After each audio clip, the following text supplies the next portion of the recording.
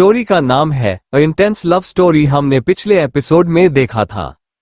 सुकन्या चुपचाप खड़ी थी, सब कुछ देखकर भी जैसे कुछ सोच रही हो। थोड़ी देर बाद उसने धीरे से अभिलाष की तरफ इशारा किया और कहा, मुझे इसी से शादी करनी है। धनंजय हैरान रह गया। उसने सुकन्या की तरफ देखा और बोला, छोटकी, ये क्या कह रही है तू? वो आदमी शादीशुदा है?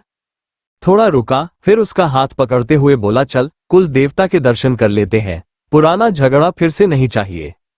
तू बहुत सुंदर है, तुझे अच्छा जीवन साथी जरूर मिलेगा। आगे क्या हुआ जानने के लिए बने रहिए हमारे साथ इस वीडियो में।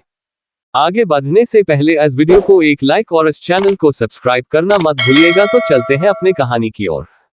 चैप्टर 36। अब वो मेरी वाइफ है। धनंजय ने कहा, मुझे अभी भी यकीन नहीं हो रहा है कि तू उस शादीशुदा आदमी से, तू ऐसा सोच भी कैसे सकती है। फिर दोनों मंदिर के अंदर चले गए। रुद्री अभिलाष के साथ सीढ़ियों से नीचे उतरने लगी।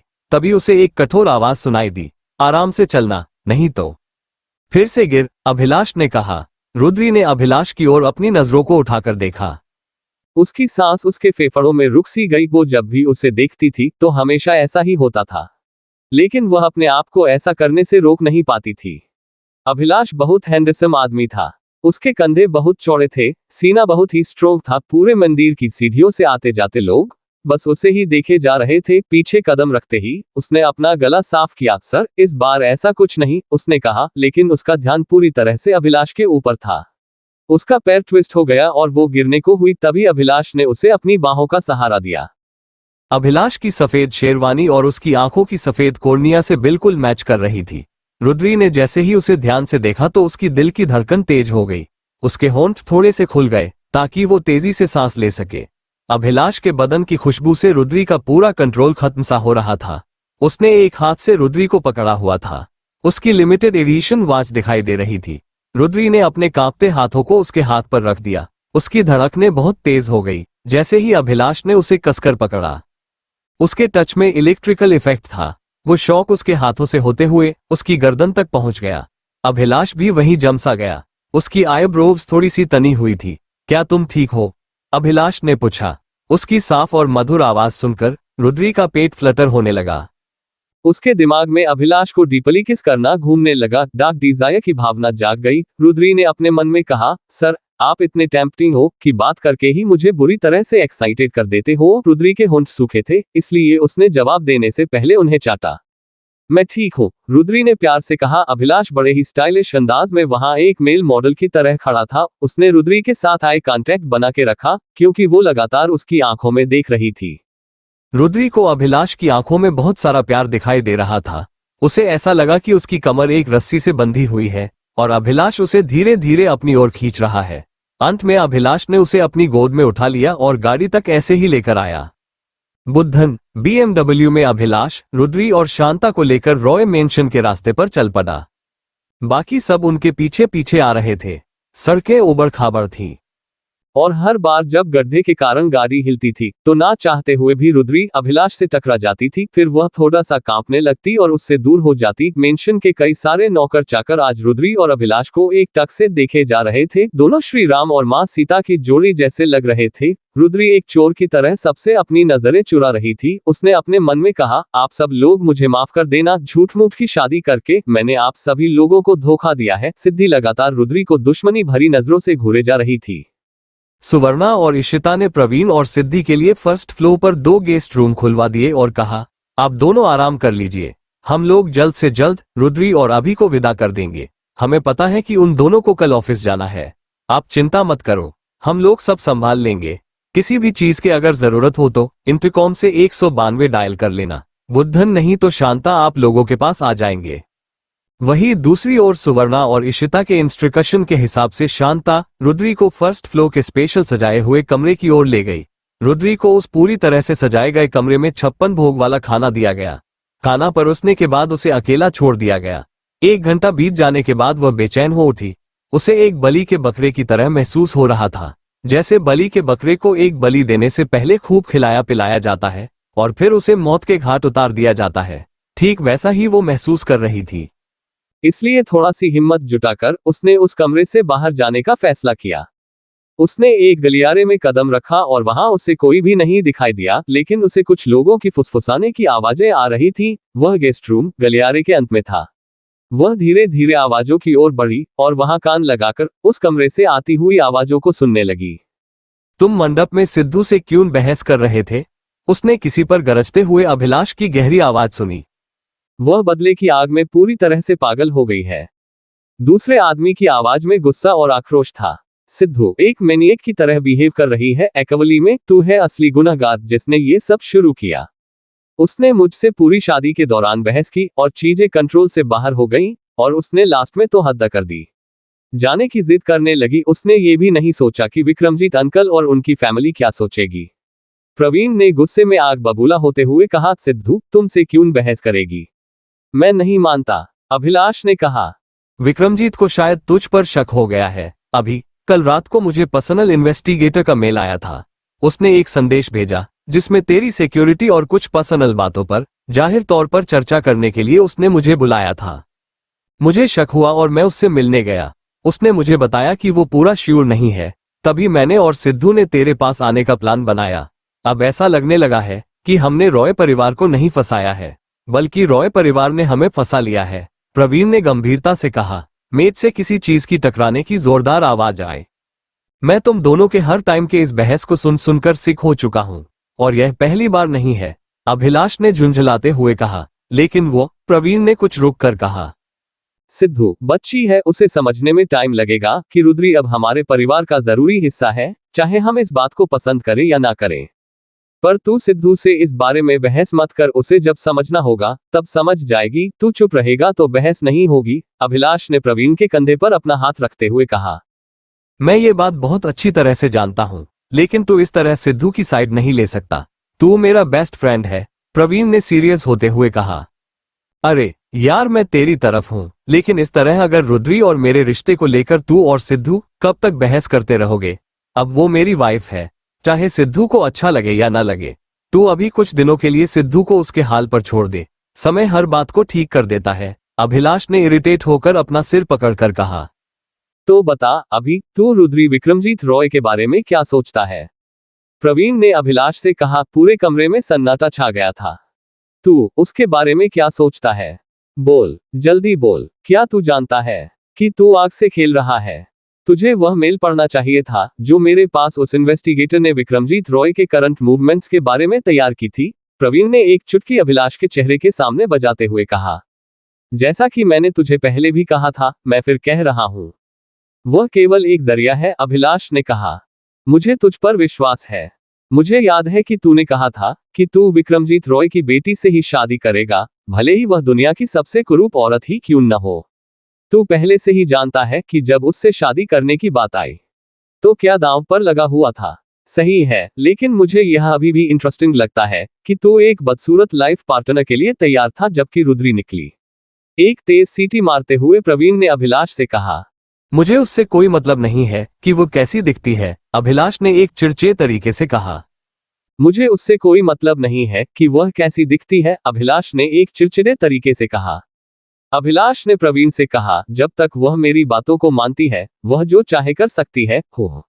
लेकिन रॉय परिवार के ट्रैक रिकॉर्ड को देखते हुए मुझे पूरा डाउट है। अगला चैप्टर सुनने से पहले अगर कहानी पसंद आ रही है तो एक लाइक कर दीजिए और नए एपिसोड्स के लिए चैनल को सब्सक्राइब जरूर करें। Chapter 37, everything is fair in love and वार। जब तक वो मेरी बातों को मानती है, वो जो चाहे कर सकती है, हो।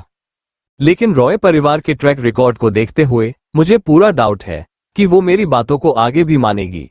अगर वह मेरी बातें नहीं सुनेगी तो मुझे बस उससे छुटकारा पाना होगा और इसे एक दुर्घटना की तरह दिखाना होगा। हमारा सेन परिवार खुश हो जाएगा क्योंकि वे लोग मेरी शादी उस मुनमुन से करवाना चाहते हैं।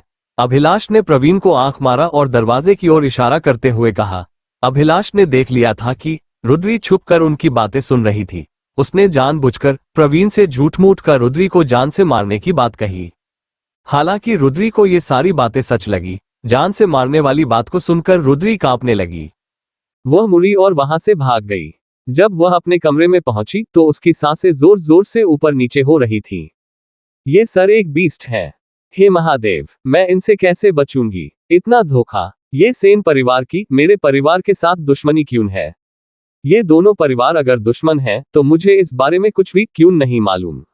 मुझे कैसे भी करके सारी बात की तह तक जाना होगा। शांता दी इस ताले की चाबी है, मगर वो माँ और पिताजी की वजह से शायद ही अपना मुंह खोलेंगी। क्या करूं? रुद्री कुछ सोच। कोई बात नहीं है, सच्चाई का तो मैं पता लगा कर रहूंगी। अब तो बस करो या मरो की सिचुएशन है, रुद्री ने अपने मन में कहा। जैसे ही वो अंदर गई, उसने दरवाजा कसकर बंद कर दिया और अपनी सांसों को थामते हुए दरवाजे पर पीठ टिकाकर खड़ी हो गई। अब तक उसे इस बात का अंदाजा नहीं था कि आसमान से गिरे और खजूर पर अटके वाली सिचुएशन हो जाएगी। उसने नौकरी की थी ताकि वो अपनी लाइफ अपने हिसाब से जी सके। अब उसकी लाइफ पर उसके पेरेंट्स का दबाव नहीं, अभिलाष का पूरा कंट्रोल था। उसका शरीर बुरी तरह से थर-थर कांप रहा था। रुद्री ने धीरे से बुदबुदाते हुए कहा, मैं पहले सोचती थी कि पेरेंट्स के साथ मैं एक तरह के जेल में थी, पर अब तो मेरी उससे भी बुरी हालत हो गई है। अगर मैंने अपने पति के हिसाब से काम नहीं किया तो मुझे मार दिया जाएगा। मैं माँ, पिताजी, छोटी माँ, छोटे पापा, कृषु भैया, शांता दी, जुगनू, किसी को भी ये नहीं बता सकती कि ये शादी सिर्फ एक दिखावा है। उन सबको मुझसे नफरत हो जाएगी। ऊपर से आज मुझे पता चल गया कि सेन परिवार से मेरी फैमिली की बहुत पुरानी दुश्मनी है। अब वो क्यों है पता नहीं, पर इस इडियट अंकल ने एक बहुत बड़े मकसद की वजह से मुझे बेवकूफ बनाकर इस फेक शादी के चक्कर में मुझे फंसा दिया है। मेरी मौत का मतलब है हर उस इंसान की मौत जिससे मैं प्यार करती हूँ। उसकी आंखों के सामने उसके पिताजी, माँ, छोटे पापा, कृषु भैया, शांता, जुगनू और भूदेव के चेहरे घूमने लगे। रुद्री ने चीखते हुए कहा, नहीं, मैं इस इडियट अंकल को मेरे साथ कुछ भी गलत नहीं करने दूंगी। रुद्री, तू स्ट्रोंग है। ऊपर से कहीं ना कहीं ये इडियट अंकल तुझसे बहुत प्यार भी करता है। मत डर, रिलैक्स। नहीं, मैं ऐसा हरगिज नहीं होने दूंगी। कोई भी मुझे इस तरह से धोखे से नहीं मार सकता। ये सारी बातें पता चलने पर उसका पूरा शरीर कांप रहा था। उसने अपनी हिम्मत जुटाई, उसकी आंखों से नींद उड़ गई। शादी के तामझाम की वजह से उसे पहले काफी थकावट हो रही थी, पर अब अभिलाष के मुंह से उसकी चालों के बारे में सुनकर उसका चैन और नींद दोनों हराम हो गए। रुद्री ने अपने मन में कहा, यहाँ मूवी की तरह कोई हीरो नहीं बचाने के लिए आएगा। रुद्री, तुझे अपना हीरो खुद बनना होगा। हे महादेव, मुझे बल और बुद्धि दो। तभी रुद्री के रूम के बाहर दस्तक हुई। सुवर्णा और इशिता ने एक साथ कहा, रुद्री बेटा चलो, तुम्हारे ससुराल जाने का समय हो गया है। रुद्री का बैग शांता ने पैक कर दिया और उसको अपने साथ लेकर नीचे गाड़ी की ओर चल दी। रुद्री और अभिलाष ने घर के सभी बड़ों को पैर छूकर प्रणाम किया। सुवर्णा ने रुद्री के बहुत पास जाकर कहा, खुश रहो रुद्री, माय लव। अगली बार जब मैं तुमसे मिलूंगी तो तुम मेरी कही हुई बातों को मान चुकी होगी। मुझे आशा है कि जब हम नेक्स्ट टाइम मिलेंगे तब तुम मुझे मेरे वारिस की खुशखबरी दोगी। अपने पति को बहुत सारा प्यार करना और उनके हर फैसले में उनका सपोर्ट करना, मेरी प्यारी होप। रुद्री ने धीरे से अपना सिर हिला दिया। उसे बहुत रोना आ रहा था। उसे न जाने क्या हुआ। वो शांता के गले लगी और बहुत ज्यादा फुट फुट कर रोने लगी। शांता ने धीरे से कहा, रो मत, बाद में हम तोरा पास आ जाम, बाद में मैं तुम्हारे पास आ जाऊंगी। अब हंसी खुशी एजा से जा, अब हंसी खुशी यहां से जाओ। रुद्री गाड़ी में को ड्राइवर सीट पर बैठ गई। विक्रमजीत और सुजीत की आंखों में आंसू थे। उन दोनों को देखकर साफ लग रहा था जैसे अपने कलेजे का टुकड़ा उन्होंने एक अजनबी को दे दिया हो। विक्रमजीत ने प्यार से रुद्री से कहा, तुम्हें जब भी हमारी याद आए तुम हमारे पास आ जाना। अब थोड़े दिनों की बात है, उसके बाद हमेशा के लिए शांता तुम्हारे पास रहेगी। रुद्री, अपना और अभी का ख्याल रखना। रुद्री ने रोते हुए अपना सिर हाँ में हिला दिया। उसके आंसू बंद होने का नाम ही नहीं ले रहे थे। उसने अपने मन में कहा, मुझे सब कुछ पता होते हुए भी मैं इस वक्त पिताजी और माँ को कुछ भी नहीं बता सकती, लेकिन मुझे शांता दीदी का इंतजार रहेगा। वही मेरे जीने की एकमात्र सहारा है। प्रवीण और सिद्धि सबसे विदा लेकर बहुत पहले विशुपटा सिटी की ओर निकल चुके थे। अभिलाष चुपचाप गाड़ी ड्राइव कर रहा था। रुद्री, मुझे पता है कि तुम मेरे और वेणु की सारी बातें सुन चुकी हो अब, और एक दूसरे को बेवकूफ बनाना ठीक नहीं है। मेरी बात ध्यान से सुनो। अगर तुम शांति से अपनी जॉब करोगी और मुझे खाना टाइम पर बनाकर खिलाओगी, मेरी हर बात मानोगी, तो बस सब सही रहेगा। ओह, वैसे तुम्हारे जॉब में परमानेंट होने के चांसेस ज्यादा बढ़ गए हैं। कांग्रेट्स .. मगर कुछ भी उल्टा पुल्टा हुआ तो फिर तुम्हारे हाथों से नौकरी जा सकती है, अभिलाष ने ग्रफली कहा। रुद्री ने अभिलाष के कही हुई बातों का मतलब और उसके अंदर छुपी हुई धमकी को समझ लिया था। थोड़ी देर बाद उसने कहा, क्या और कोई ऑप्शन है मेरे पास? आपसे ये उम्मीद नहीं थी। Oh come on Rudri, everything is fair in love and war. और सही में हमारे बीच इंटेंस लव है और हमारे खानदानों के बीच वॉर है।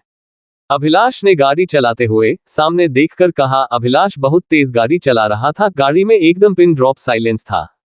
रो हाउस नंबर 304, अभिलाष का बेडरूम। रुद्री अपने कमरे में जाना चाहती थी। अभिलाष ने एकदम सख्त आवाज में कहा, आज से तुम्हारा कमरा ये है। रुद्री, ऊपर देखो। मेरी आंखों में देखो। Do you understand? अभिलाष ने बहुत गुस्से में कहा। फिर वह अपने चेंज करने वाले कपड़े लेकर गेस्ट रूम में चला गया। रुद्री ने फेस वॉश किया। उसके पास जो भी बची हुई हिम्मत थी उसे इकट्ठा करते हुए उसने अभिलाष ने बेड पर सोने की बजाय वहां सोफे पर सो गई। अभिलाष के किंग साइज बेड, जिसको कि सुहागरात के लिए बड़े ही सुंदर तरीके से डेकोरेट किया गया था, ये काम प्रवीण ने इवेंट मैनेजमेंट वालों से कहकर करवाया था, वह बेड अनछुआ रह गया।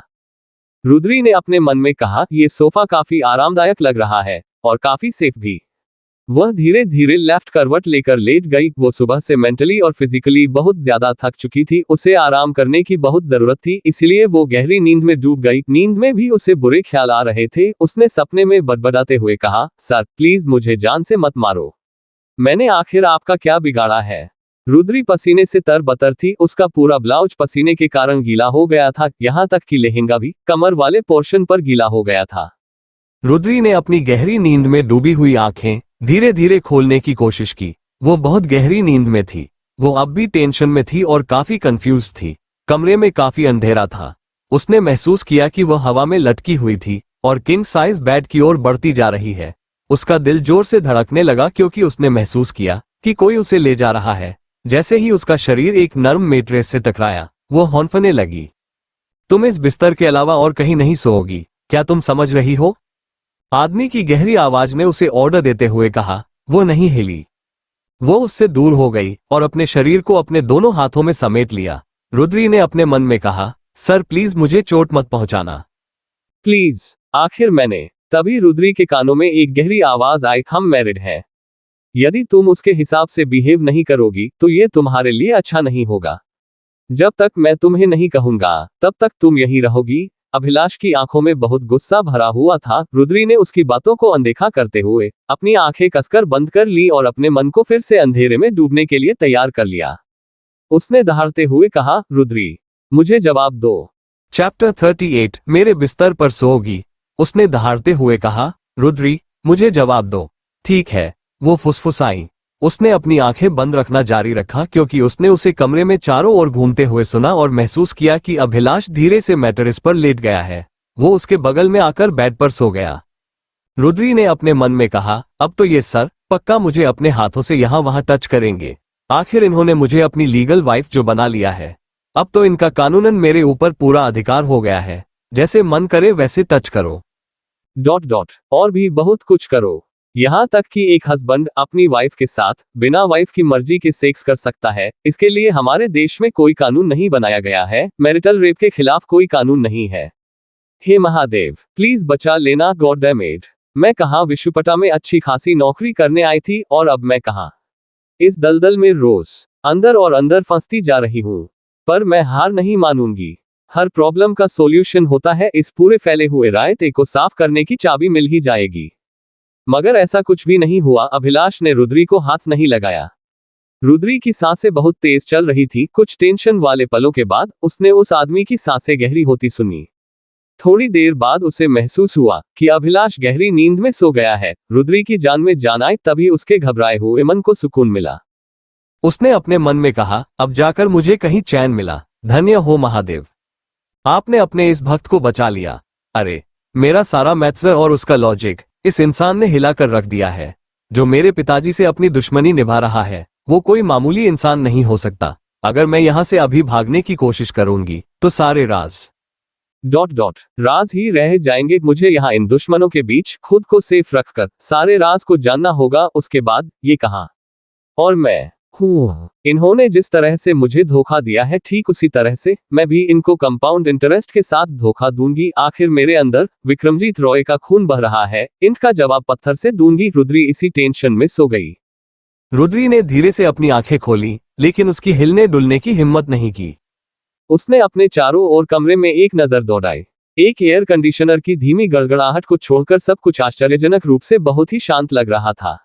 उसकी आंखें धीरे धीरे कमरे के अंदर आती हुई थोड़ी सी रोशनी के साथ एडजस्टमेंट करने लगी, क्योंकि अभी भी उसके दिल और दिमाग पर कल की सारी बातें सवार थी। उसे याद आ रहा था कि वह आदमी उसे अपने बिस्तर पर ले गया था, और सुगंधित फूलों की खुशबू ने उसे उस सुंदर बेड की वेडिंग नाइट की सजावट को याद दिला दिया था। उस आदमी ने उसे उसी बिस्तर पर ले जाकर लिटा दिया था जिसे शादी की रात के लिए सजाया गया था।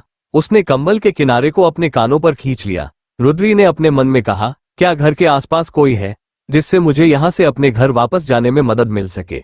मैं जानती हूं लोग कहेंगे कि किस लिए घर वापस जाना है। ऑब्वियसली मुझे जिंदा रहना है, इसीलिए अपने घर वापस जाना है। उसने एक गहरी सांस ली ताकि अपने अंदर के डर पर अपना कंट्रोल कर सके। उसके दिमाग में भागने के अलग अलग आइडियाज चल रहे थे, लेकिन वो जानती थी कि जिस मोमेंट वह गायब हो जाएगी, फिर सन की अभिलाष को उसके परिवार पर कोई दया नहीं आएगी। वह लेफ्ट करवट लेकर लेट गई। उसकी पूरी बॉडी में इंटेंस पेन हो रहा था। पिछले 2 दिनों की सारी बातें उसके दिमाग में चल रही थी। एक हल्की सी हलचल के बाद रुद्री को एक कर्कश आवाज सुनाई दी। वो अपने ख्यालों की दुनिया से बाहर आ गई। वह डर के मारे वही जम सी गई जब उसने महसूस किया कि जिस आदमी से वह सबसे ज्यादा डरती है वह उससे कुछ ही फीट की दूरी पर है। उसने अपनी आंखें बंद कर ली और सोने का नाटक करते हुए अपनी सांस रोक ली। वह सुबह के शुरुआती घंटों तक लेटी रही। उसके अंदर अभिलाष के धोखे का अनजान सा डर था, जिसके कारण वो चाहकर भी वापस नहीं सो पा रही थी। अभी बाहर काफी अंधेरा था। रुद्री का 5 बजे का अलार्म बज गया। उसने उस आदमी को उठते और कमरे के चारों ओर घूमते हुए सुना। उसने एक कीबोर्ड पर टाइप करने की आवाज सुनी और बाद में उसे एक कुर्सी खींचने की आवाज आई। एक दरवाजा खुला और फिर बंद हो गया। कुछ ही मिनटों के बाद उसने सुना कि वह आदमी वापस लौट रहा है और बिस्तर के पास ही आ रहा था। फिर भारी दरवाजा खुलने की आवाज आई। सुबह की ठंडी हवा ने उसे बहुत ठंड का एहसास कराया, जिससे वो बिस्तर पर लेटी रही और ब्लैंकेट के और अधिक अंदर घुस गई। अगले 30 मिनट तक उसके कानों में तेज हवाओं की साए साए की आवाज महसूस होती रही। फिर थोड़ी देर बाद मर्दाना आवाज सुनाई दी। अभिलाष पंचिंग बैग पर रोज की तरह मुक्का मारकर प्रैक्टिस कर रहा था। मुक्का मारना बंद हो गया और रुद्री ने कमरे में कदमों की आहट सुनी। जैसे जैसे कदमों की आवाज बिस्तर के पास तेज होने लगी, वैसे ही रुद्री ने अपनी सांस रोक ली। अब किसी प्रकार की कोई आवाज या हलचल नहीं थी। तनावपूर्ण चुप्पी ने उसे अंदर तक हिलाकर रख दिया था। रुद्री ने स्टेबल रहकर और अपनी सांसों को कंट्रोल करके आराम करने की कोशिश की। तुम्हारे झूठ मूठ का सोने का नाटक अगर खत्म हो गया हो तो मुझे तुमसे बहुत जरूरी बात करनी है। उस आदमी की गहरी आवाज उसके कानों में गूंज उठी, जिससे वह सिहर उठी। वह उसे नजरअंदाज करना चाहती थी, लेकिन अगर उसे जिंदा रहना है तो उसे उसके ऑर्डर्स को मानना होगा। उसने धीरे से अपनी आंखें खोली और उसने अभिलाष की गहरी काली आंखों में देखा। उसे ऐसा लगा जैसे कि वो उसे जान से मारने की धमकी दे रहा हो। मैं नाटक नहीं कर रही थी, मैं बस आपके झमेलों से दूर रहना चाहती हूँ, रुद्री ने थोड़ी सी कांपती हुई आवाज में कहा। एकदम शांति छा गई। अभिलाष ने एक लंबी सांस लेते हुए कहा, मुझे पता है कि तुम मुझसे शादी नहीं करना चाहती थी, लेकिन अब बहुत देर हो चुकी है। बेहतर होगा कि तुम इस हालात को स्वीकार लो। मैं आपकी पत्नी नहीं बनना चाहती, रुद्री ने दुखी होते हुए कहा। तब तो तुम्हारे साथ बहुत बुरा हुआ। तुम अब मेरी पत्नी हो और तुमने जो कल छुपकर हमारी सारी बातें रॉय मेंशन में सुनी वही मेरा लाइफस्टाइल है। अब तुम इसे जल्द से जल्द एक्सेप्ट स्वीकार कर लो। इसी में तुम्हारी भलाई है, अभिलाष ने ऑलमोस्ट गुर्राते हुए कहा। मैं चाहती हूँ मैं रुद्री की आवाज उसके गले में अटक गई जब अभिलाष ने अपनी चौड़ी छाती के सामने अपनी बाहों को क्रॉस किया और बहुत ध्यान से रुद्री की बात खत्म होने का इंतजार करने लगा। उसकी आंखों में कुछ चल रहा था, लेकिन इससे पहले कि रुद्री अभिलाष की आंखों में देखकर उस बात को समझ पाती, वो बात गायब हो चुकी थी। तुम्हें मेरे दिए हर ऑर्डर को मानना होगा। तुम्हारे पास और कोई ऑप्शन नहीं है। एक बात कान खोलकर सुन लो, यहाँ रहने का कोई और तरीका नहीं है, अभिलाष ने अपने रूल्स बताते हुए कहा। रुद्री ने कंबल के पैटर्न को देखते हुए सिर हिलाया। जब मैं तुमसे बात करूं तो मुझे देखो। Do you understand? क्या तुम्हें समझ आ रहा है? अभिलाष ने एक मान करते हुए कहा। रुद्री ने एक सिंसियर बच्चे की तरह उसकी बात मान ली। अभिलाष ने सख्त हिदायत स्ट्रिक्ट इंस्ट्रक्शन देते हुए कहा, मेरे बिना परमिशन के बाहर मत जाना। जब तक मैं तुम्हें अपने साथ नहीं ले जाता तब तक तुम अंदर ही रहोगी। और जब मैं न कहूं तब तुम अपने परिवार के बारे में किसी से कुछ न कहना। परिवारों के बारे में कभी भी कुछ भी डिस्कशन मत करना। क्या तुम मेरी बातों को समझ रही हो? हाँ, रुद्री ने कहा। तुम मेरे बगल में मेरे बिस्तर पर सोओगी और कहीं और नहीं। खबरदार, अगर तुमने कोई भी नाटक किया वो नाटक जो तुमने पिछली रात को करने की कोशिश की थी, अभिलाष ने अपने दांतों को पीसते हुए कहा। उसकी आवाज गहरी और कर्कश थी, जिससे रुद्री लगातार डर से कांप रही थी। ठीक है, रुद्री ने हामी भरते हुए कहा। उसने अपने सीने में दर्द को महसूस किया क्योंकि उसने वह सब कुछ स्वीकार कर लिया जो भी वह आदमी बकवास कर रहा था। रुद्री एक भीगी बिल्ली की तरह बन गई थी, उसकी सारी ताकत जैसे गायब हो गई थी। वह उस पल खुद से नफरत कर रही थी। वह खुद से नफरत इसीलिए कर रही थी क्योंकि उसे ये बर्दाश्त नहीं हो रहा था कि हालात उसे क्यों बदल रहे हैं। चैप्टर 39। आप वॉशरूम में क्या? वो खुद से नफरत इसीलिए कर रही थी क्योंकि उसे ये बर्दाश्त नहीं हो रहा था कि हालात उसे क्यों बदल रहे हैं। अब अगर शादी से पहले से लेकर और उसके बाद के किसी भी तरह के नाटक को तुमने दोहराया तो मैं उसे अनदेखा नहीं करूंगा। अगर तुमने जानबूझकर किसी चीज को नुकसान पहुंचाया तो मैं तुम्हें एक ऐसा सबक सिखाऊंगा जिससे तुम्हें अपनी नौटंकी करने पर पछतावा होगा। अभिलाष ने रुद्री की घूरते हुए कहा। रुद्री को ऐसा लगा कि उसकी आंखों की तपीश से रुद्री के बदन में छेद हो जाएगा। मैं कोई नौटंकी नहीं कर रही थी, आपने मुझे मजबूर किया और अब मुझे पता चल रहा है कि मैं आपको जानती तक नहीं हूं। आपने बहुत सारे राज, रुद्री ने बिना डरे हुए कह दिया। कमरे में एक बार फिर से भयानक सन्नाटा छा गया। जो होना था वो हो चुका है। अब तुम एक सेन हो, हमारे सेन परिवार का बहुत इंपॉर्टेंट हिस्सा हो। अभिलाष ने अपनी इंडेक्स फिंगर रुद्री की ओर करते हुए कठोर आवाज में कहा। रुद्री के भीतर बहुत कुछ चल रहा था, लेकिन उसने अभी कुछ भी कहना ठीक नहीं समझा। भले ही मुझे अपने लोगों पर बहुत हद तक भरोसा है, लेकिन मैं नहीं चाहता कि तुम मेरे और वेणु के अलावा किसी पर भी भरोसा करो, अभिलाष ने रुद्री को समझाते हुए कहा। वह उसे एकटक घूरती रही। वह समझ नहीं पा रही थी कि उसका क्या मतलब है। वह किसी पर भरोसा नहीं कर सकती थी, यहां तक कि अपने परिवार पर भी। अपने नए पति की तो बात ही छोड़िए। क्या तुम्हें समझ में आया? उसने जोर से कहा। उसके ऐसा कहते ही रुद्री ने अपना सिर जोर से हाँ में हिलाया। इतना उछल कूद करना बंद करो, ये बहुत इरिटेटिंग है। वह गुस्से में फिर से गुर्राया। इससे पहले कि वह कुछ कह पाती, वह मुड़ा और वॉशरूम में के अंदर चला गया। वह वापस बिस्तर पर लेट गई और अपनी आंखें बंद कर ली। जब उसने उसे वापस कमरे में घूमते हुए सुना, वह अपने आंसुओं को बहने से रोकने की कोशिश कर रही थी। रुद्री ने अपने मन में कहा, अगर मैं हमेशा के लिए यहीं फंस गई तो क्या मेरी जिंदगी इतनी बेकार होने वाली है? नहीं, मैं हरगिज एक मतलबी क्रूर इंसान की डरपोक पत्नी नहीं बन सकती। जीवन भर के लिए इस फालतू रिश्ते को निभाने के लिए मुझे मजबूर किया जाएगा। नहीं, मैं हार नहीं मानूंगी। मैं हार मानने से इनकार करती हूं। मैं कोई ना कोई रास्ता जल्द से जल्द ढूंढ निकालूंगी। उसे इस झंझट से निकलने का रास्ता खोजना था। बाहर जाते समय अभिलाष ने कमरे से निकलते वक्त दरवाजा बंद कर दिया। रुद्री धीरे से बिस्तर से नीचे उतरी और अपने कांपते पैरों पर खड़ी हो गई। उसने जो लहंगा पहना था वह उसे बबूल कांटे की तरह चुभ रहा था। पहली चीज जो वह करना चाहती थी वह थी इससे बाहर निकलना। हो सके तो उसे जला देना चाहती थी। वह सीधे वॉशरूम में गई और दरवाजा बंद कर लिया। उसने मन ही मन अभिलाष को कोसा और कहा, क्या बकवास है। इस वॉशरूम में डोर का लॉक काम नहीं करता। ये सब कुछ प्लान है, जानबूझकर किया गया है। कितना बेकार है। मतलब कम से कम शावर लेते वक्त तो चैन मिलता, यहां वो भी नसीब नहीं होगा। क्षे गॉड डैमेड। उसने वॉशरूम में टब भरने के लिए टैप चालू किया और बाथ टब के अंदर लेटकर रिलैक्स करने लगी। उसकी त्वचा को गर्म पानी से राहत महसूस हुई, लेकिन उसके मसल्स में बहुत दर्द और खिंचाव था। रुद्री ने धीरे से बुदबुदाते हुए कहा, मेरे पास और कितना टाइम बाकी है यहां से पीछा छुड़ाकर भागने के लिए, इससे पहले कि वो कसाई अंकल मुझे प्रेग्नेंट कर दे। मुझे यहां से निकलना होगा, पर कैसे? डर ने उसके शरीर को जकड़ लिया। वह महसूस कर सकती थी कि वो हर दिन उसे टॉर्चर करेगा। उसके शरीर और आत्मा को चोट पहुंचने की बात के बारे में सोचते ही वह कांपने लगी। लगभग आधे घंटे तक बाथटब में डूबी रही, तब भी उसके मसल्स मांसपेशियों को आराम नहीं मिला। उसने अपने शरीर पर लगे साबुन को धोया और अपने शरीर के चारों ओर एक तौलिया लपेट लिया। वह अपने गीले बालों को दूसरे तौलिए से सुखा रही थी, तभी उसे बाहर से अभिलाष की अंदर कमरे में आने की आवाज सुनाई दी। जब वॉशरूम का दरवाजा खुला तो वह हौंफने लगी। वह आदमी वॉशरूम में ठीक उसके सामने खड़ा था। रुद्री का तो जैसे दिमाग काम करना बंद हो गया था। वह वही जम गई। वह चीखना चाहती थी, लेकिन वह कुछ भी करने से डर रही थी। कुछ पल यूं ही बीत गए और फिर वह आदमी उसकी ओर कुछ कदम बढ़ा। आज अभिलाष की इस बेवकूफी की वजह से रुद्री का तौलिया ही उसका एकमात्र सहारा था। रुद्री ने हड़बड़ाते हुए कहा, आप वॉशरूम में क्या? वह उससे केवल 1 फुट की दूरी पर खड़ा था और उसने अपना हाथ उठाया, जिससे वह अंदर ही अंदर हिलसी गई और अपनी आंखें बंद कर ली।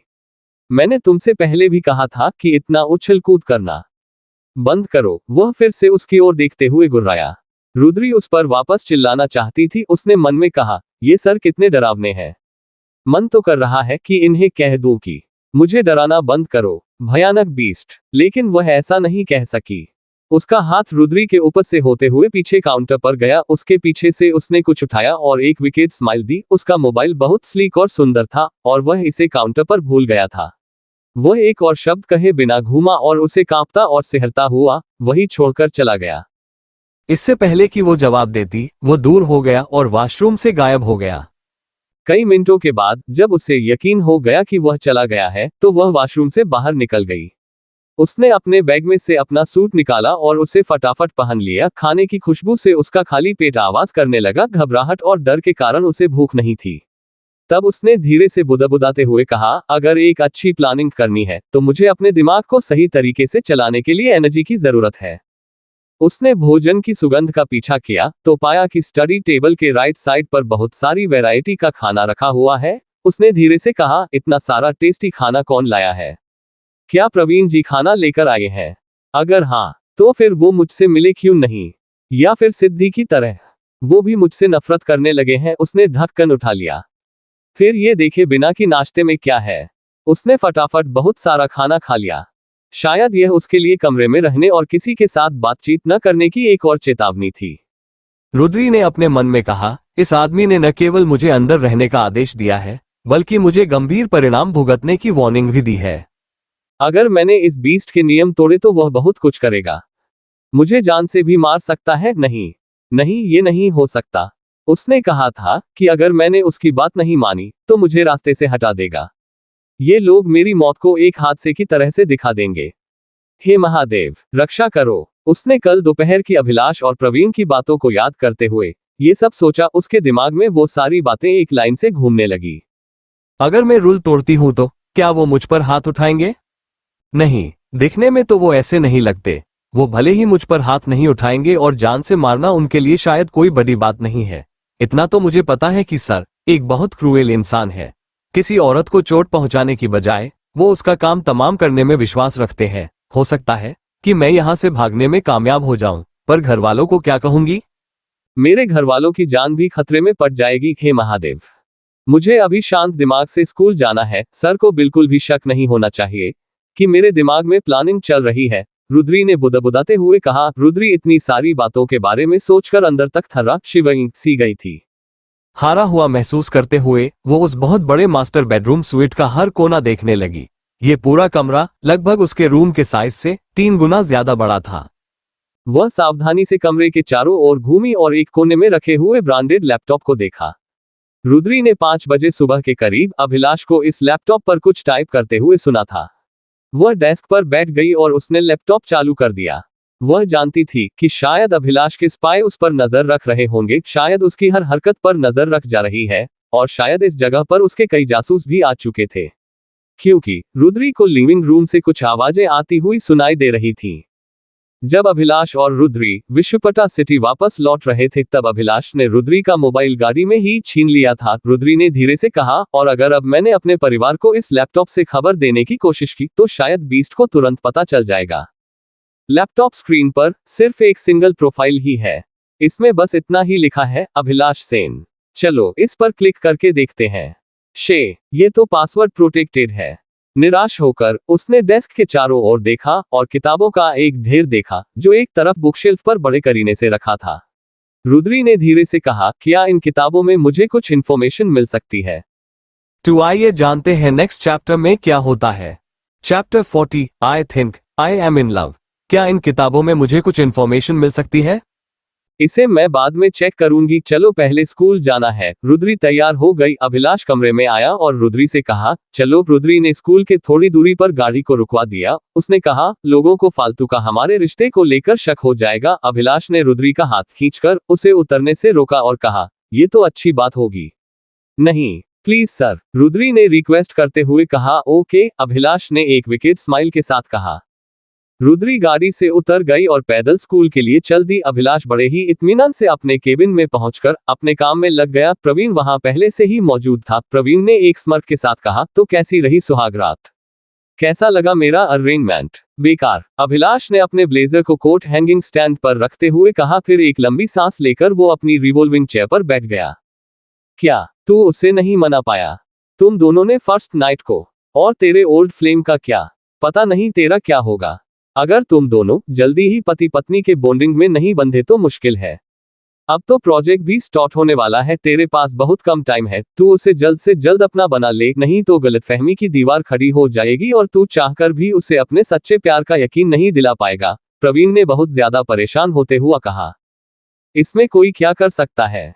मैं उसके साथ जबरदस्ती तो नहीं कर सकता, उसने हमारी सारी बातें कल छुपकर सुन ली थी, उसकी आंखों में मुझे सिर्फ और सिर्फ मेरे लिए डर दिखता है, यही नहीं मुझे तो लगता है कि वो भागने का प्लान बना रही है। वेणु, उसके ऊपर नजर रखने के लिए शंकर और ब्रिंडा को मैंने कल ही फोन करके बुला लिया था, स्कूल में 4 स्पाई लगातार उसकी हर मूवमेंट पर नजर रख रहे हैं। चल ये सब छोड़, मुझे कृष्णकुंज कैंपस का लेआउट दिखा, अभिलाष ने कहा। वो और प्रवीण अपने नए प्रोजेक्ट के कामों में लग गए।